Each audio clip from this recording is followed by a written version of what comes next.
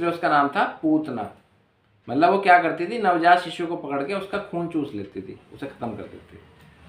तो इसलिए जो है उस राज्य में जहाँ पर वो रहती थी कोई पुत्र नहीं हुआ करता था। तो वो इतनी खतरनाक राक्षसनी थी। तो भगवान को मारने आ गई। तो भगवान को जब मारने आई तो भगवान ने क्या करा, अपनी आंखें बंद कर ली। मतलब वो इतनी बड़ी वैष्णव अपराधी थी कि वो भगवान को ही मारने आ गई। अब भगवान को मारने आई तो क्या हुआ, अपराध हो गया, वैष्णव अपराध हो गया। तो इस अपराध के कारण ने क्या करा, भगवान ने अपनी आंखें बंद कर ली। उसने भगवान को उठाया और अपना ले गई। तो भगवान ने जब तक उसके प्राण नहीं खींच लिए, दूध पिलाया था ना उसे, जब तक उसके प्राण नहीं खींच लिए तब तक भगवान ने आंखें नहीं खोल ली। यदि आंखें खोल देते तो उसे और पता नहीं क्या क्या मिल जाता। मात्र उसके प्राण हरण करने से उसे भगवान के धाम की वो स्थिति मिल गई थी, भगवान के धाम की अधिकारी बन गई थी वो पूतना। और यदि आंखें खुली होती तो भगवान उसके प्राण ना हरण कर पाते, उस राक्षसनी को मार ना पाते। क्योंकि उसने क्या भाव रखा था, भगवान को दूध पिलाने का भाव रखा था, भले ही उसमें विष मिला रखा था।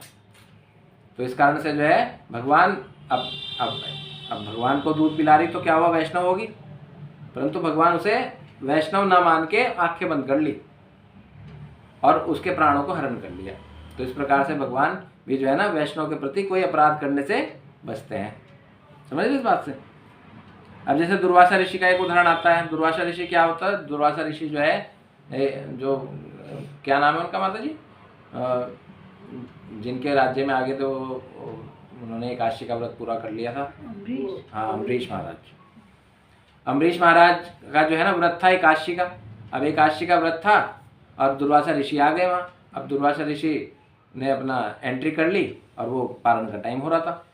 तो उन्होंने मीटिंग से करी अम्बरीश महाराज ने कि भाई मैं क्या पारण कर लूँ। तो उनके सभी राज्य मंत्रियों ने कहा कि हाँ प्रभु जी कर लो पारण, में क्या दिक्कत है, आप जल का एक जो है घूंट पी लीजिए। तो ये उन्होंने जल का घूंट जैसे ही पिया, ये किसने देख लिया, ये दुर्वासा ऋषि ने देख लिया।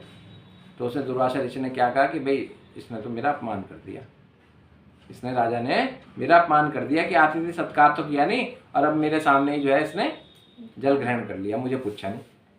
तो उसने जो है ना अपने एक बाल तोड़ी दुर्वासा ऋषि ने और वहाँ पटका। और पटकने से क्या हुआ, एक राक्षस उत्पन्न हो गया। उस राक्षस को क्या आदेश दिया कि जाओ इस राजा अम्बरीश को खत्म कर दो। तो अब जैसे ही वो राक्षस लपका अम्बरीश महाराज की तरफ, तो उधर से क्या हुआ, सुदर्शन जो है भगवान ने छोड़ दिया। अब सुदर्शन जो है पीछे लग गया किसके, दुर्वासा ऋषि के। अब दुर्वासा ऋषि जो है भागे, पहले शिवलोक में गए, फिर ब्रह्मलोक में गए, फिर जो है